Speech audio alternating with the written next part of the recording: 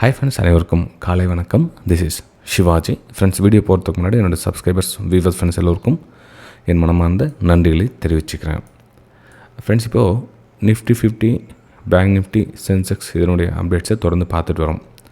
இந்த சப்ஸ்கிரைப் பண்ணுங்கள், பெல் ஐக்கானை கிளிக் பண்ணி வச்சுங்க அப்படின்னு சொல்கிறதுக்கான ரீசன் ஒரு சிலர் தப்பாக புரிஞ்சிட்ருக்காங்க. அதாவது சப்ஸ்கிரைப் பண்ணால் சாருக்கு ஏதோ காசு கிடைக்கும் போது அதனால் அதை வச்சு சம்பாதிக்கிறாங்க அப்படின்னு சொல்லிட்டு.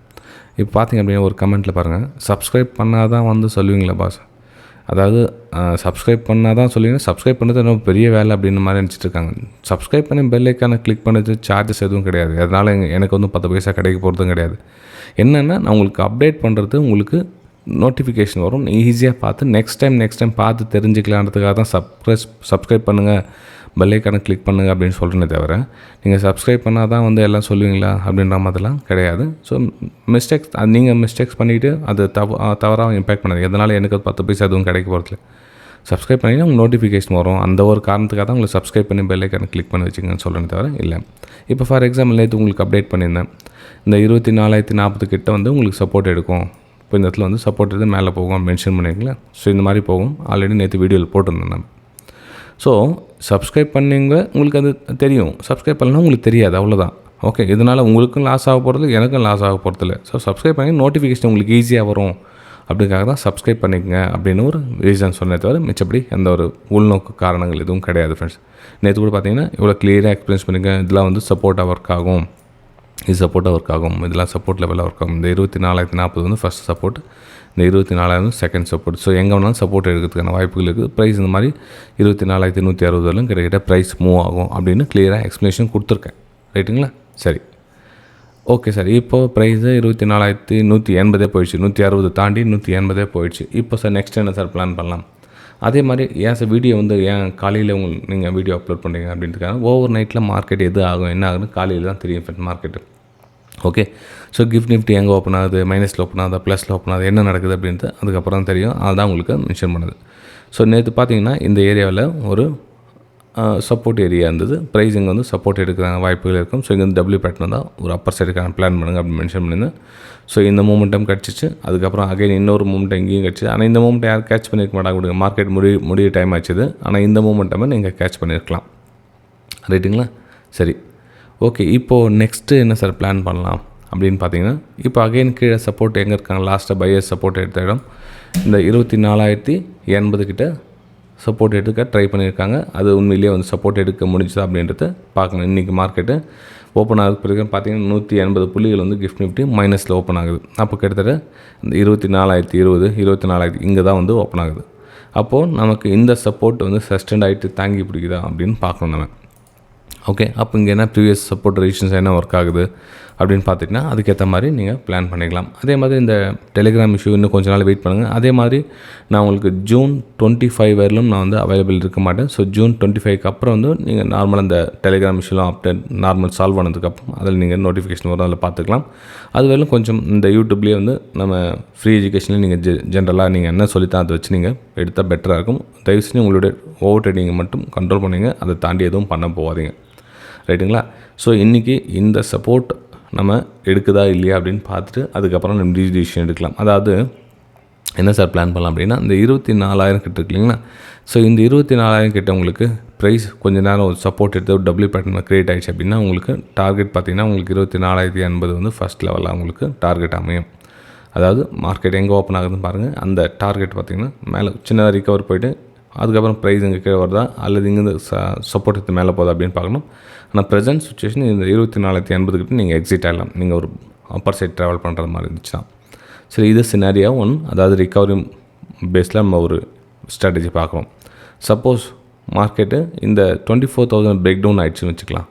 அப்போ நம்ம என்ன பண்ணோன்னா கொஞ்சம் வெயிட் பண்ணுங்கள். பிரேக் டவுன் ஆனோடனே ஸோ ரீடெஸ்ட்காக மேலே போகும். ஸோ ரீடெஸ்ட் மேலே போய்ட்டு அகைன் கீழே வருதான்னு பாருங்கள். அப்போ நீங்கள் இங்கே அந்த கட்டாக சொல்ல என்ட்ரி எடுத்துகிட்டு இந்த 200 EM லைன் எங்கே போதோ அங்கே நீங்கள் டார்கெட்டை வச்சு வெளியேறலாம். அதாவது இந்த 23,920 கிட்ட நீங்கள் டவுன் சைடில் எக்ஸிட் ஆகிடலாம். ஏன்னா மார்க்கெட் அகைன் இங்கே சப்போர்ட் இருக்கும். அதுங்களா சப்போர்ட் எடுத்த இடம் பார்த்தீங்களா, இதெல்லாம் சப்போர்ட் எடுக்கும். அந்த இடத்துல நீங்கள் எக்ஸிட் ஆகிடலாம். ஸோ டவுன் சைடில் ப்ரெடிக்ஷன் பண்ணிங்கன்னா இந்த 23,990க்கு எக்ஸிட் ஆகிடுங்க. அப்பர் சைடு அப்படின்னு பார்த்தீங்கன்னா இந்த ப்ரீவியஸ் சப்போர்ட் இருக்கு இல்லைங்களா, அது ப்ரெடிக்ஷன்ஸாக ஒர்க் ஆகிறதுக்கு வாய்ப்புகள் இருக்கும். ஸோ இங்கே எக்ஸிட் ஆகிடுங்க. 2 இடத்துல உங்களுக்கு பாயிண்ட் இருக்குது. இது ஒன்று டவுன் சைடு, இது அப்பர் சைடு. மார்க்கெட்டு எங்கே சப்போர்ட்டில் வந்து ரியாக்ட் பண்ணுது அப்படின்றது ரொம்ப ரொம்ப இம்பார்ட்டன்ட். சப்போஸ் ஃபஸ்ட்டு கேனில் உங்களுக்கு ஷார்ப்பாக க்ரீன் கலர் ரிகவர் கொடுத்துச்சு அப்படின்னா கொஞ்சம் வெயிட் பண்ணுங்கள். அதுக்கப்புறம் நியூ ப்ரைஸ் ஆக்ஷன் அங்கே என்ன நடக்குதுன்னு பார்க்கணும். அதுக்கேற்ற மாதிரி ட்ராவல் பண்ணணும். அதேமாதிரி கேப் டவுன் நோட் பண்ணிட்டு அகைன் வந்து ரெட் கலர் சாலிடாக கீழே க்ளோஸ் கொடுத்துட்டாங்கனாலும் கொஞ்சம் அமைதியாக இருங்க. ஏன்னா மூமெண்டம் மிஸ் ஆயிடுச்சு அப்படின்னப்போ நம்ம எதுவும் பண்ண முடியாது. மூமெண்டம் பிடிக்க முடிஞ்சால் மட்டும் அந்த மூமெண்டம் பிடிங்க. இல்லை அப்படின்னா வெயிட் பண்ணுங்கள். புது வாய்ப்புகள் என்ன வரலும் அந்த வாய்ப்பை நீங்கள் பயன்படுத்திக்கலாம். ஓகே ஃப்ரெண்ட்ஸ், இந்த வீடியோ உங்களுக்கு பிடிச்சிருந்ததுன்னா மறக்காமல் உங்களுடைய லைக்ஸ் அண்ட் கமெண்ட்ஸை பதிவு பண்ணுங்கள். புதுசாக பார்க்கணும் சப்ஸ்கிரைப் பண்ணி பெல் ஐக்கானை கிளிக் பண்ணி வச்சுங்க. அப்போ தான் உங்களுக்கு நோட்டிஃபிகேஷனும் நீங்கள் அடுத்தடுத்து நான் பதிவு போட சொல்ல உங்களுக்கு யூஸ்ஃபுல்லாக இருக்கும். ரைட்டுங்களா? சரி, நெக்ஸ்ட் நம்ம பேங்க் நிஃப்டி பார்க்கலாம். பேங்க் நிஃப்டியில் என்ன உங்களுக்கு மென்ஷன் பண்ண வருது மார்க்கெட் அப்படின்னா, மார்க்கெட்டு கொஞ்சம் கொஞ்சமாக பையர்ஸ் வந்து இதில் இருக்காங்க. தெரிஞ்சவங்களுக்கு பையர்ஸ் கொஞ்சம் கொஞ்சமாக இருக்காங்க.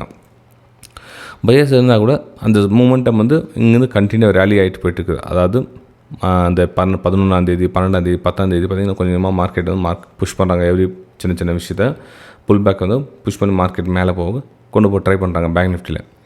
சரி, இப்போது பேங்க் நிஃப்டி மேலே கொண்டு போய் ட்ரை பண்ணுறாங்க.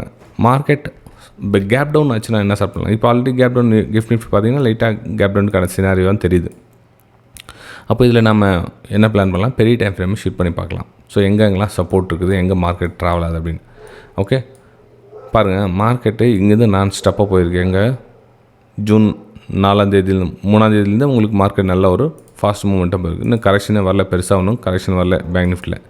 சப்போஸ் கரெக்ஷன் வந்துச்சு அப்படின்னா உங்களுக்கு என்ன, இந்த கேப் ரீஃபில் பண்ணுறதுக்காக வரலாம். பேங்க் நிஃப்டி இந்த கேப்பை ரீஃபில் பண்ணுறதுக்காக மார்க்கெட் மேபி வரலாம். அப்போது மார்க்கெட்டிங் என்ன கேப் டவுன் ஓப்பன் ஆகிடுச்சுன்னா கொஞ்சம் வெயிட் பண்ணுங்கள். லோவில் ஃபார்மேஷன் இருந்துச்சுன்னா அப்படின்னா லைட்டாக அந்த சப்போர்ட் எடுக்கிறதுக்காக மார்க்கெட் வரலாம். ஓகே, இது வந்து என்னுடைய கணிப்பு வந்து பேங்க் நிஃப்டியில் ஒரு கேப் டவுன் ஓப்பன் ஆகிடுச்சு அப்படின்னா கொஞ்சம் வெயிட் பண்ணுங்கள். வெயிட் பண்ணி லோவில் ஃபார்மேஷன் நடக்குது அப்படின்னா இந்த 56,800 வரலும் நீங்கள் ஒரு டார்கெட்டாக நினச்சி ட்ராவல் பண்ணலாம்.